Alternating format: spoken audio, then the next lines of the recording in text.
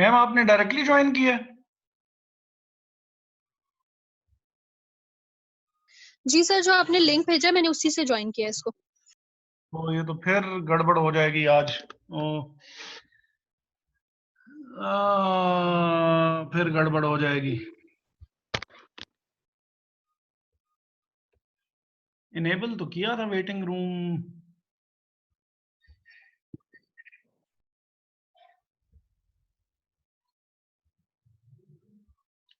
ये क्यों हर दफा जो है वो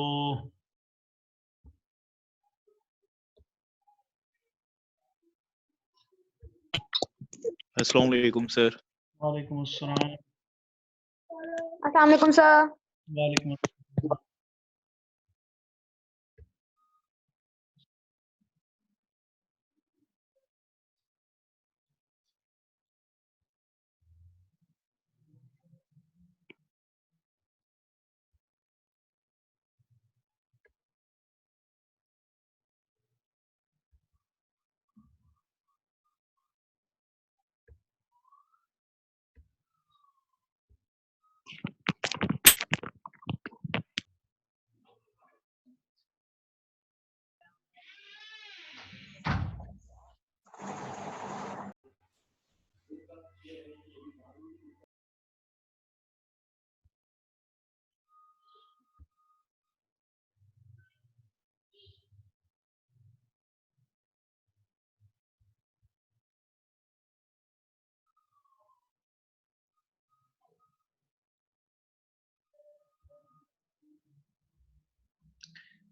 ज़ीशान राना हमारी क्लास में है?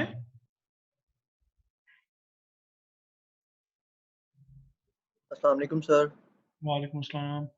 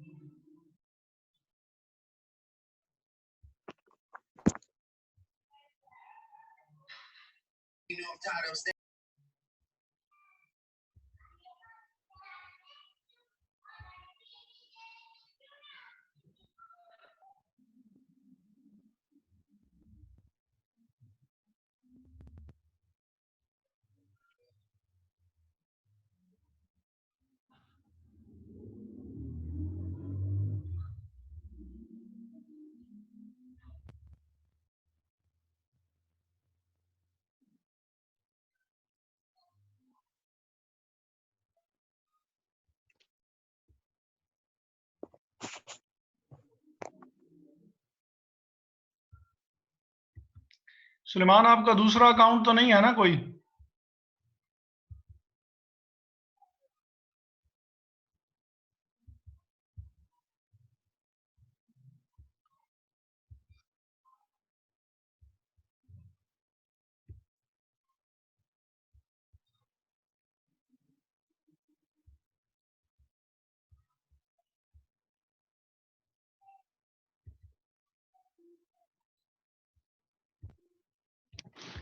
स्क्रीन अपीयर हो रही है आपके सामने?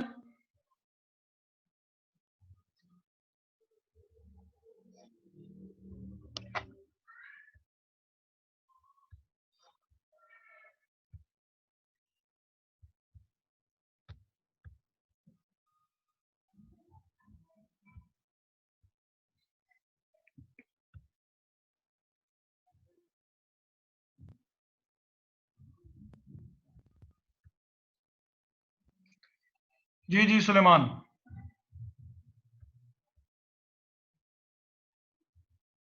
सर वो मेरा जो दूसरा अकाउंट शो हो रहा है सर, वो ऑन कर दे। मैं पीसी से ऑन होना चाह रहा हूँ, अच्छा ठीक। इससे मैं मोबाइल से लीव कर रहा हूँ।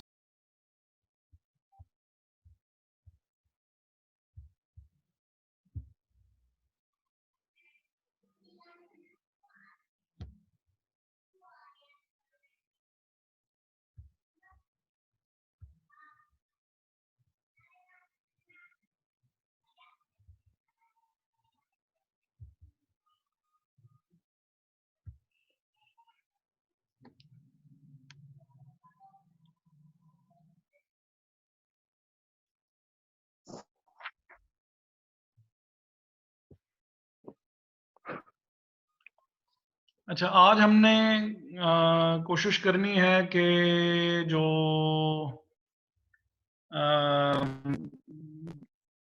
जो दो स्टैंडर्ड्स हमने जो पहले से खैर डिस्कस किए हुए हैं, उसमें जो कुछ चीज़ें बस सिर्फ हमारी रह गई हैं वो हम डिस्कस करें।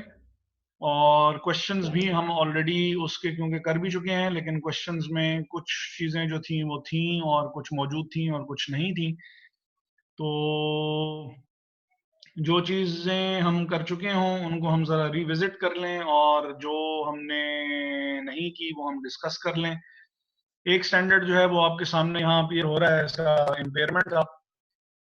अच्छा, एक और काम मैं ये भी कर रहा हूँ साइड बाय साइड। मैं आपके लिए जो ज़रा थोड़े से कॉम्प्लेक्स क्वेश्चंस हैं, कॉम्प्लेक्स क्वेश्चंस जो हैं वो क्योंकि they already take too much time, और हमारे पास क्योंकि वो चीज़ें ज़रा डिस्कस करने के लिए, क्योंकि बीच में इंटरप्शंस भी हो रही होती हैं, बीच में सिग्नल्स कभी ब्रेक हो जाते हैं आपकी तरफ से कभी मेरी तरफ से, तो उस चीज़ को रखने के लिए, साइड पे रखने के लिए, जो ज़रा कॉम्प्लेक्स क्वेश्चंस हैं उनके वीडियो लेक्चर्स बना रहा हूँ, और वो भी होपफुली बाय दिस वीक जो है वो आप लोगों के साथ शेयर हो जाएंगे। कल रात को मैंने कोशिश की थी इन्वेंट्रीज का टॉपिक जो है वो जो आपके सीनियर्स के साथ मैं डिस्कस किया हुआ था वो अपलोड कर दूं, लेकिन ज़रा कुछ थोड़ा मुझे उनसे पहले इजाज़त लेनी थी, तो वो उन्होंने कह दिया कि ठीक है जी गो अहेड आप कर दें, तो वो आपके साथ आज इंशाल्लाह लाजमी हर सूरत में हो जाएंगे। जो दूसरे ज़रा कॉम्प्लेक्स क्वेश्चंस जिनकी मैं बात कर रहा हूँ which take lot of time, तो उसका लेक्चर मैं अपलोड कर दिया करूंगा, और फिर हम कुछ आपस में मिलजुल के कोई टाइम रख लिया करेंगे जिसपे जो चीज़ें आपको उसमें समझ में नहीं आई हैं उस लेक्चर में वो हम जो है वो डिस्कस कर लेंगे। बाकी कुछ एक्सपेरिमेंटेशन मैंने बोर्ड के साथ भी की है, लेकिन उसमें मुझे कोई ख़ास अभी तक जो है वो कामयाबी नहीं हो रही। तो सही राइट साइज का बोर्ड जो है वो, क्योंकि कैलकुलेशन हमारी बहुत सी होती हैं, तो वो मुझे अवेलेबल नहीं हो रहा। उसको भी ज़रा कोशिश कर रहा हूँ कि कहीं से कस्टमाइज्ड बनवा लूँ, तो वो फिर आपके साथ में वो भी शेयर कर लूँगा। अगर जब वो हो गया तो फिर हम ज़रा आराम से बोर्ड पे जैसे डिस्कशन होती है और साथ साथ जो है वो लिख रहे होते हैं वो काम भी हो जाएगा। तो खैर स्क्रीन है सबके सामने, ये IS 36 इम्पेयरमेंट ऑफ एसेट्स की। अच्छा, उसामा बिलाल,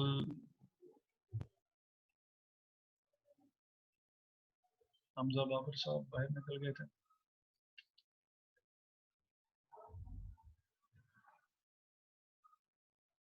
अच्छा जी, ठीक है। अच्छा, इम्पेयरमेंट जो है वो हमने पहले से डिस्कस की हुई है कि इम्पेयरमेंट बेसिकली होती है क्या। इम्पेयरमेंट जो है वो लॉस है।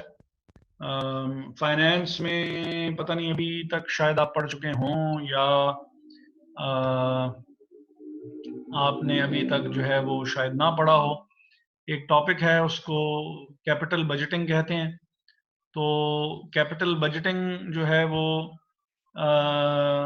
उसमें होता यूं है कि आप ये जो नॉन करंट एसेट्स होते हैं, नॉन करंट एसेट्स को परचेज करने के लिए, क्योंकि they encompass a very huge amount, और तो और बहुत से अकाउंटिंग पीरियड्स तक इनका इफेक्ट जाता है।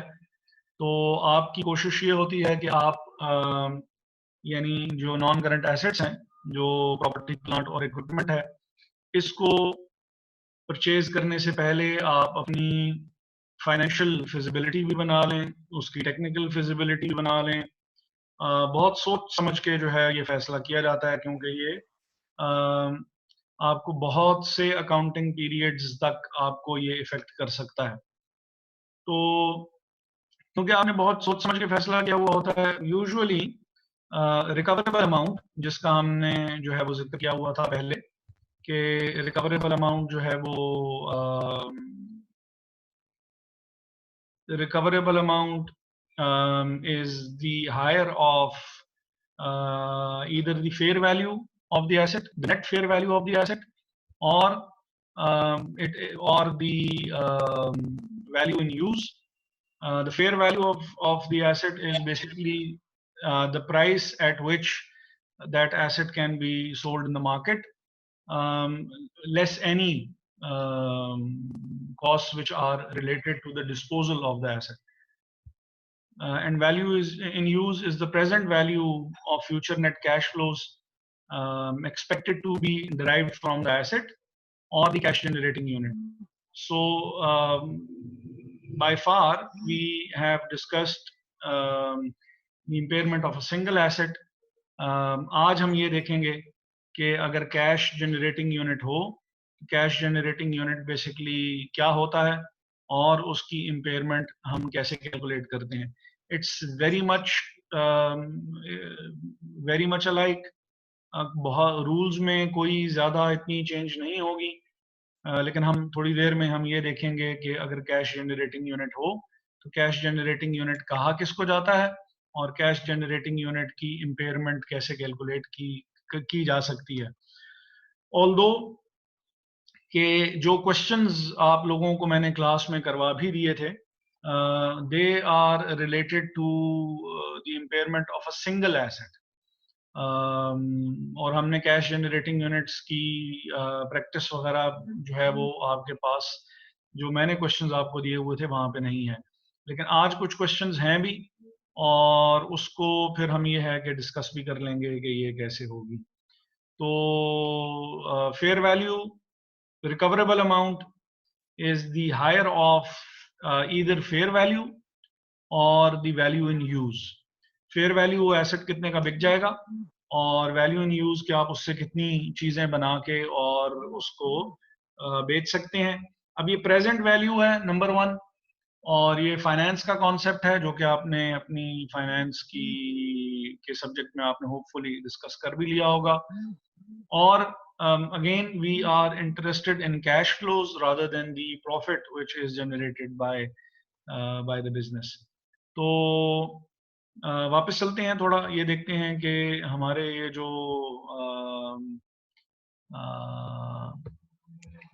जो जो स्टैंडर्ड है, ये स्टैंडर्ड बेसिकली एप्लीकेबल किसके ऊपर है, और इसका ऑब्जेक्टिव क्या है, और इसका स्कोप जो है वो क्या है, किस किस चीज के ऊपर ये हम इम्पेयरमेंट को अप्लाई कर सकते हैं, किस किस चीज के ऊपर इम्पेयरमेंट जो है वो अप्लाई नहीं हो सकती है। तो ऑब्जेक्टिव्स में सबसे पहली चीज जो है वो ये है कि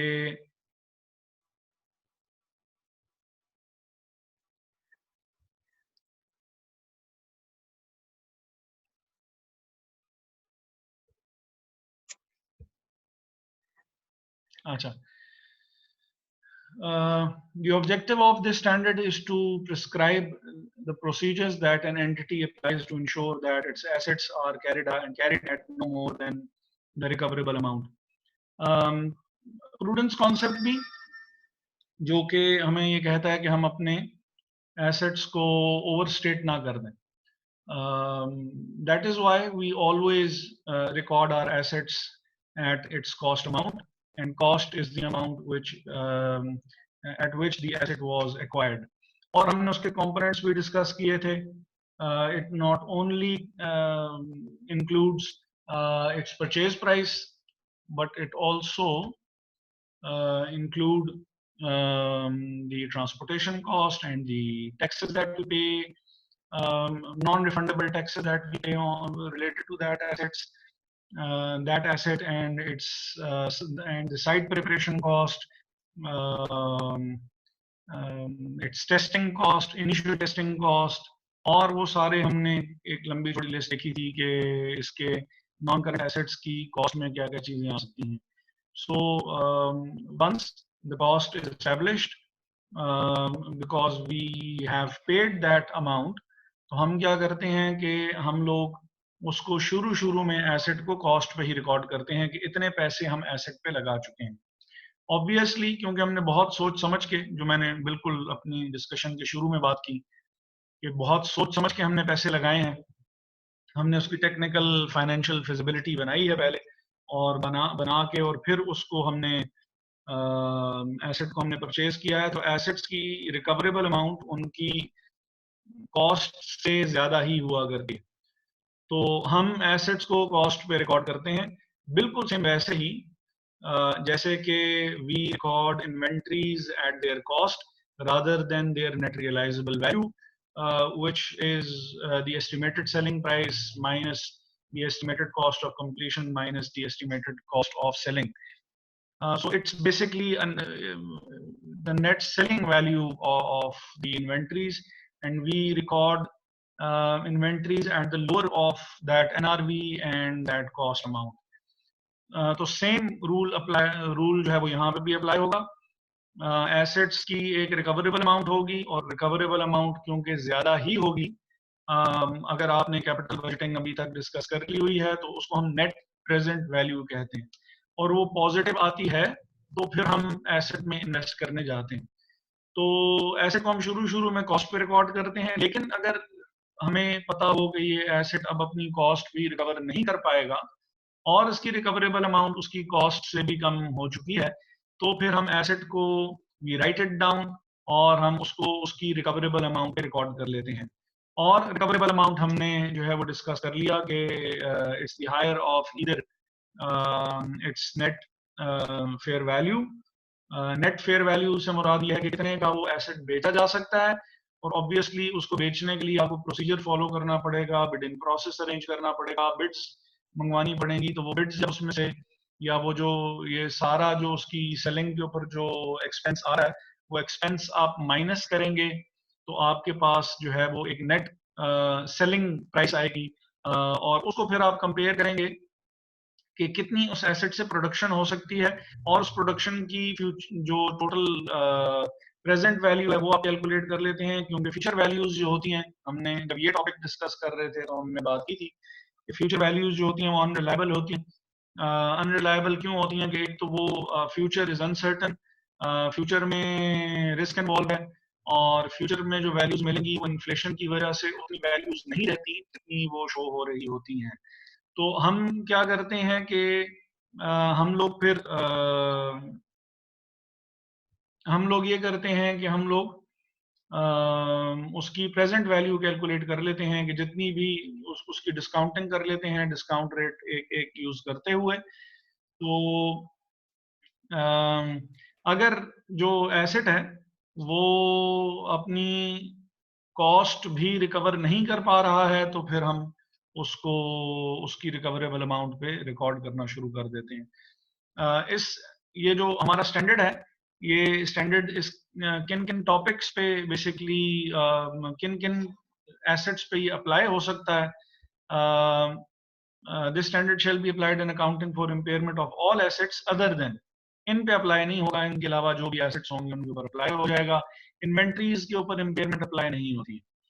इन्वेंट्री के लिए रूल जो है वो लोअर ऑफ कॉस्ट या नेट रियलाइजेबल वैल्यू वाला है। नेट रियलाइजेबल वैल्यू जो है वो हमने डिस्कस अभी कर ली है कि वो सेलिंग प्राइस है, जिसमें से हम एस्टिमेटेड कॉस्ट ऑफ कंप्लीशन और एस्टिमेटेड जो सेलिंग कॉस्ट है वो हम माइनस कर लेते होते हैं। Assets arising from construction contracts जो कि IAS 11 है, ये IAS 11 भी थोड़ा सा अपडेट हो गया। इसको जो है वो अब ये IFRS 15 जो है वो उसके हेडिंग के अंदर जो है वो भी आता है।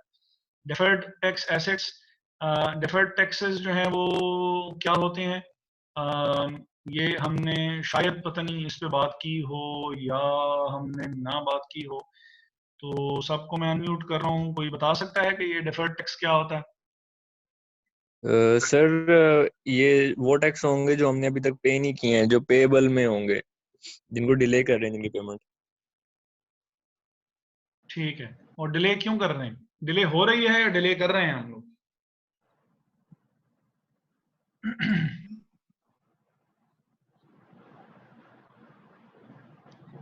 अच्छा, आप लोगों के साथ कोई केस स्टडी वगैरह भी एक आपके साथ शेयर कर ली जाए और आप वो पढ़ के आ जाएं, और उसके लिए हम सेशन अलग रख लेंगे। सर ये भी नहीं समझ आ रहा, पता नहीं बहुत ज्यादा फास्ट पढ़ा रहे हैं। ये वो चीजें हैं जो कि हम पढ़ भी चुके हैं और इसके ऊपर हमने क्वेश्चंस भी किए हुए हैं। क्या चीज समझ में नहीं आई मारिया? सर अभी भी आप पीछे बोल रहे थे ना, बहुत ज्यादा फास्ट थे, मैं आपको रोक नहीं सकी थी क्योंकि मैं म्यूट पे थी। तो वो इसलिए रेज योर हैंड। हम ये पढ़ चुके हैं, ये वो चैप्टर है प्लांट प्रॉपर्टी एंड इक्विपमेंट वाला। हाँ जी, हाँ जी, उसी का ही एक सब पार्ट है ये इन्वेंटरीज वाला ही क्या वही है सर? ये प्रॉपर्टी प्लांट और इक्विपमेंट है।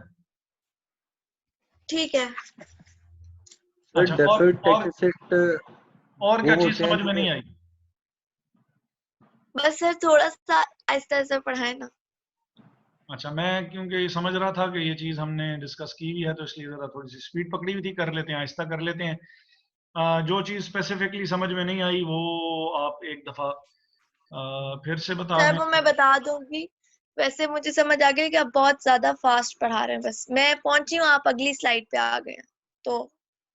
अच्छा, चलें, उस स्लाइड पे अभी हमने वापस जाना है जहां से हम इस स्लाइड पे आए थे, तो वो चीज दोबारा इंशाल्लाह भी हम डिस्कस करते हैं। जी उसामा, क्या कह रहे थे आप?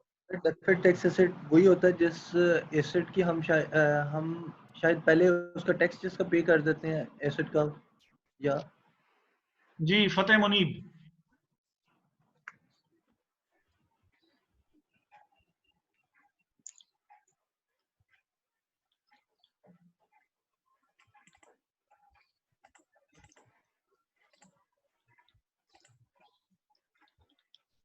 फतेह मुनीब साहब नहीं है? बुरैर,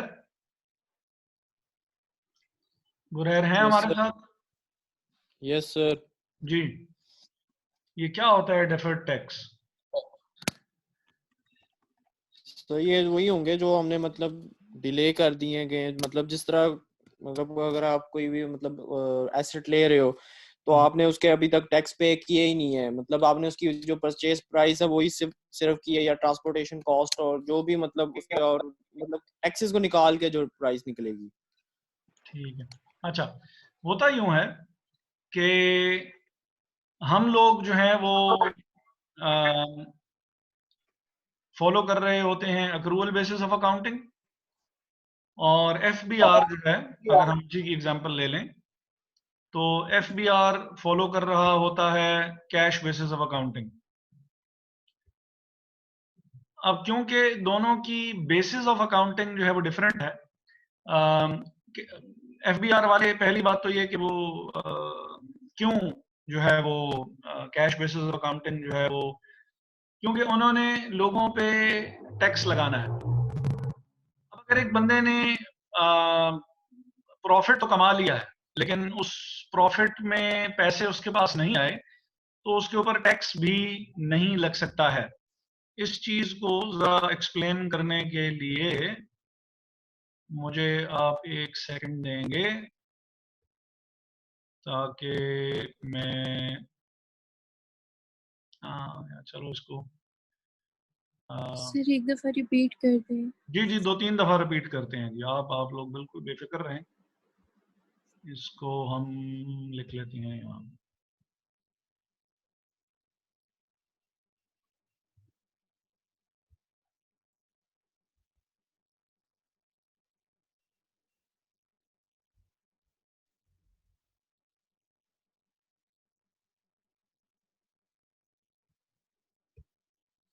अच्छा, हम फॉलो कर रहे होते हैं cash basis of accounting, sorry business जो है वो फॉलो कर रहा होता है कैश बेसिस ऑफ अकाउंटिंग। अब ये क्यों है? क्योंकि बिजनेस जो है वो accrual basis of accounting follow कर रहा है। ऐसा क्यों है? ये रिक्वायरमेंट है is following accrual basis of accounting because it's requirement of it is a requirement of Companies Act 2017। ये हमारी लॉ की रिक्वायरमेंट है जी। हमजा बाबा, अच्छा मैंने अनम्यूट नहीं किया हुआ सबको। एक मिनट, आपको कर देते हैं अनम्यूट। अब आप तो खुद भी अनम्यूट कर सकते हैं अपने आप को, मेरा ख्याल है। सर ये जो अक्रूवल बेसिस ऑफ अकाउंटिंग हम लोग यूज करते हैं, ये मैचिंग कॉन्सेप्ट की रिक्वायरमेंट नहीं होती है? मैचिंग कॉन्सेप्ट की रिक्वायरमेंट तो है, और लेकिन ये सिर्फ कंपनीज की हद तक है। जो यानी बिजनेस, और यहाँ चलें, एक अच्छा आपने सवाल कर लिया, बहुत अच्छा सवाल कर लिया आपने। स्पेसिफिकली कंपनी जो है, कंपनीज, इनके लिए रिक्वायरमेंट है कि इन्होंने accrual basis of accounting follow करनी है इनके, क्योंकि यानी कि सब दूसरे बिजनेस जो है वो उनके लिए रिक्वायरमेंट नहीं है, उनके ऊपर कोई रोकथाम नहीं है। हाँ, अगर वो कर लें तो अच्छी बात है। सोल प्रोप्राइटरशिप जो है कर ले, अच्छी बात है। नहीं करे, रिक्वायरमेंट नहीं। जो पार्टनरशिप्स हैं कर लें, अच्छी बात है। ना करें, रिक्वायरमेंट नहीं है जी। बुरैर आप अपने आप को यार अनम्यूट खुद नहीं कर सकते हैं? नहीं कर सकते हैं? अच्छा, हम बुरैर साहब को कर देते हैं अनम्यूट जी। सर क्वेश्चन ये है, जिस तरह आपने अभी बात की है एफबीआर की, कि एफबीआर ने कैश टू कैश करना होता है, लेकिन सर जब स्टेट बैंक पे अगर हम आ जाते हैं तो स्टेट बैंक जब ये सूद वगैरह लेता है तो सर वो उस पे भी ये इम्प्लीमेंट इसी तरह होगा, कैश टू कैश, या अक्रूवल होगा? कैश टू कैश होगा। और वो क्यों होगा, मैं उसकी आपको ना वो रैशनल या उसकी लॉजिक समझाना चाह रहा हूं कि ऐसा क्यों होता है। ठीक है? Yes sir. अभी जरा मुझे, आपने सिर्फ 2 मिनट देने हैं, ना क्लियर हुआ तो आपने फिर मुझसे दोबारा जो है वो आपने पूछना है। अच्छा, तो बिजनेस के लिए तो रिक्वायरमेंट है कि वो फॉलो करेगा अक्रूवल बेसिस ऑफ अकाउंटिंग, और बिजनेस भी स्पेसिफिकली कंपनीज जो है उनके लिए रिक्वायरमेंट है। सोल प्रोप्राइटर्स अगर करना चाहें बहुत अच्छी बात है, नहीं जाएंगे, या पार्टनर्स करना चाहें तो ठीक है, ना करें तो रिक्वायरमेंट नहीं।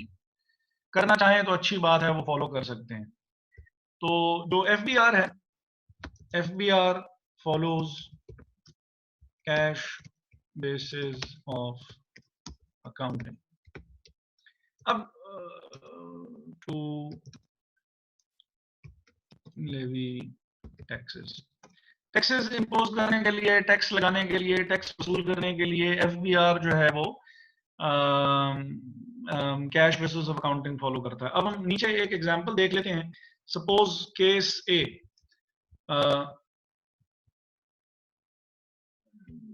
अच्छा जी, केस ए में हम सपोज करते हैं कि अच्छा, आपने सेल्स की क्रेडिट पे, क्रेडिट सेल्स की आपने, और वो आपने की सपोज 1000 की।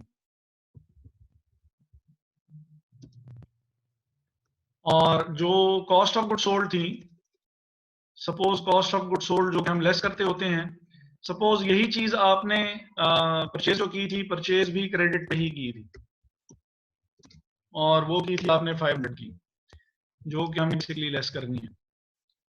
तो प्रॉफिट कितना हुआ आपको?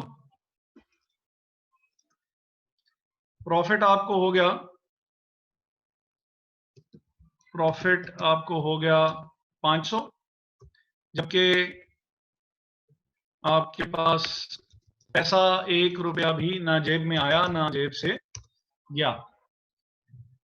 अब अगर FBR वाले आप पे टैक्स लगाना चाहेंगे तो आप कहेंगे यार मेरे पास तो पैसे ही नहीं है, मैं अगर टैक्स दूं तो किस चीज का टैक्स दूं? तो FBR वाले फिर क्या करते हैं, जो आपके पास जो प्रॉफिट आ रहा होता है, उसमें फाइनेंशियल रिपोर्टिंग 2 में ये टॉपिक बहुत डिटेल से आप जो है वो वहां जाके पढ़ते होते हैं कि सबसे पहले तो इस प्रॉफिट की एडजस्टमेंट होती है कि ये जो प्रॉफिट आपको दिया हुआ होता है, this is just the starting point, और इसमें फिर एडजस्टमेंट्स करके फिर आप इसमें देखते हैं कि प्रॉफिट के अगेंस्ट कैश कितना अवेलेबल है, और उस कैश के ऊपर फिर जो है वो कैश इनफ्लो या आउटफ्लो के ऊपर FBR आपके ऊपर टैक्स लगाता है। अभी इसको मैं मजीद भी और भी एक्सप्लेन करता हूँ कि फिलहाल आपके ऊपर टैक्स क्यों नहीं लगाया जा सकता इस केस में, जो हमने केस एज्यूम किया है, इसलिए टैक्स आपके ऊपर नहीं लगाया जा सकता क्योंकि आपके पास जेब में पैसे हैं ही नहीं।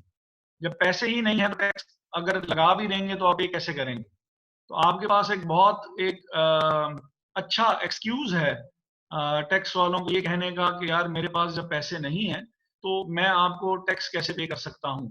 तो खाली प्रॉफिट के ऊपर टैक्स नहीं लगता। ये जो आपकी आज तक का जो आपका कॉन्सेप्ट है, ये कॉन्सेप्ट आपका FR2 में जाके डेफर्ड टैक्स के ऊपर पूरा अकाउंटिंग स्टैंडर्ड है, और उस अकाउंटिंग स्टैंडर्ड में आप जो है वो इसको डिस्कस करते हैं। जी उसामा, इसको आपको सर आप ये कह रहे हैं कि एक चीज अगर हमने सेल किया, जो टोटल जितने पैसों की सेल किया उसके ऊपर उसके अकॉर्डिंग से हमारा जो टैक्स लगता है, या फिर हमारे ऊपर जो हमारे पास जो कॉस्ट ऑफ गुड सोल्ड है वो निकाल के जो प्रॉफिट आता है उसके ऊपर लगता है हमारे ऊपर? प्रॉफिट की एडजस्टमेंट करते हैं और फिर टैक्सेबल इनकम निकालते हैं, उसके ऊपर लगता है। वो मैं भी आपको हल्की फुल्की कैलकुलेशन करके भी दे सकता हूँ। हम अपने टॉपिक से डी ट्रैक हो रहे हैं, लेकिन खैर अच्छी बात है कि अगर आप क्वेश्चंस कर रहे हैं तो आपको ये चीज जो है वो क्लियर कर देते हैं। अच्छा, सर ये क्लियर कर। मसलन हमने सेल्स की, और सेल्स जो है वो हमने उसमें से हम लेस करते होते हैं कॉस्ट ऑफ गुड सोल्ड। इसको हम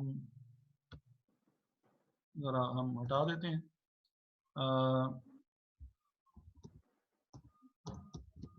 सेल्स, उसमें से लेस करेंगे cost of good sold, less करेंगे operating expenses, operating expenses less करेंगे इसमें से, तो ये हमारे पास आ जाएगी नेट इनकम। अच्छा, सेल्स में से हमने जो है वो हमने 1000 की सेल की हुई है, और कॉस्ट ऑफ गुड सोल्ड जो है वो हमारे पास 500 है, और ऑपरेटिंग एक्सपेंसेस जो हैं वो हमारे पास 200 हैं, तो नेट इनकम हमारे पास आ गई 300। अच्छा, इस 300 की नेट इनकम पे टैक्स नहीं लगेगा। जब ये आप रिपोर्ट करेंगे FBR को, तो FBR को आप ये रिपोर्ट कैसे करेंगे? आप सबसे पहले तो उनको बताएंगे कि हमारा नेट प्रॉफिट बिफोर टैक्स इतना है, जो कि 300 है। इसमें वापस आप ऐड बैक कर देंगे तमाम आउटस्टैंडिंग एक्सपेंसेस जो कि आपने लेस किए हुए थे, और तमाम आउटस्टैंडिंग एक्सपेंसेस इसमें वापस ऐड बैक हो जाएंगे जो कि आपने लेस किए हुए थे और आपने पे अभी तक नहीं किए हुए। जब वो एक्सपेंसेस पे नहीं किए हुए तो FBR क्योंकि cash basis of accounting follow कर रहा है, तो वो कह रहा है कि भाई इसका मतलब है कि आपने एक्सपेंस कोई सिरे से किया था ही नहीं, आप उसको माइनस कर क्यों रहे हैं? जब आपकी जेब से कुछ भी नहीं निकला तो इसका मतलब है कि आपने कुछ भी नहीं किया हुआ, और जब कुछ भी नहीं किया हुआ तो आपने उसको लेस क्यों किया हुआ है, उसको वापस ऐड बैक करें। फिर जो चीज ऐड बैक कर दी जाती है वो आपकी प्रोविजंस होती हैं, क्योंकि प्रोविजंस भी आपकी जो है वो फ्यूचर एक्सपेंसेस ऐसे होते हैं जिसको आपने अभी तक पे नहीं किया हुआ होता, तो एफबीआर वाले इसको एक्सपेंस मानने के लिए तैयार नहीं होते क्योंकि आपकी जेब से कुछ भी फिलहाल तक नहीं निकला है। लेस कर लेते हैं आप तमाम प्रीपेड एक्सपेंसेस, और प्रीपेड एक्सपेंसेस को treated as expense rather than an asset। हम इसको एसेट के तौर पे ट्रीट करते हैं प्रीपेड एक्सपेंसेस को कि ये हमारा एसेट है क्योंकि अभी हमने इससे बेनिफिट हासिल करना है। और जो एफबीआर वाले होते हैं वो कहते हैं कि भाई आपने क्योंकि पैसे लगा दिए हैं, क्योंकि वो cash basis of accounting follow कर रहे हैं, तो वो कहते हैं कि क्योंकि आपने पैसे लगा दिए हैं तो हम इसको एक्सपेंस के तौर पे ही ट्रीट करेंगे, और वो आपके उसमें से टोटल इनकम में से माइनस इसको कर दिया जाता है, ऐड कर दिया जाता है जितनी भी अनअर्न्ड इनकम होती है। अनअर्न्ड इनकम वो इनकम है जो कि आपने रिसीव कर ली होती है एडवांस में, तो ये तमाम की तमाम इनकम जो है ये वापस ऐड बैक कर दी जाती है, क्योंकि जो टैक्स अथॉरिटीज हैं वो कहते हैं कि जिस पीरियड में आपने पैसे वसूल किए वो उसी पीरियड की इनकम है। हम क्या करते हैं कि हम उसको over a period of time हम उसको डिस्ट्रीब्यूट करते हैं। मसलन जी उसामा,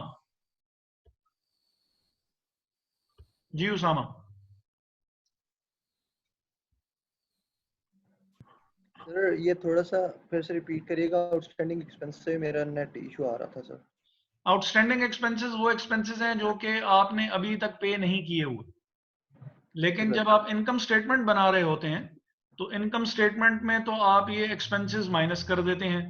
यानी जब ये यहाँ पे ऑपरेटिंग एक्सपेंसेस माइनस हो रहे होंगे तो operating expenses include both cash and outstanding. Outstanding basically वो एक्सपेंसेस हैं जो कि अभी पेएबल्स हैं, आउटस्टैंडिंग और पेएबल एक्सपेंसेस। तो आपने इनको भी माइनस कर दिया, जबकि टैक्स अथॉरिटीज कहती हैं कि भाई ये आपने कहां से माइनस किया है, ये तो अभी तक आपने सिरे से पे किया ही नहीं। तो जब पे नहीं किया तो इसका मतलब है एक्सपेंस आपका नहीं हुआ।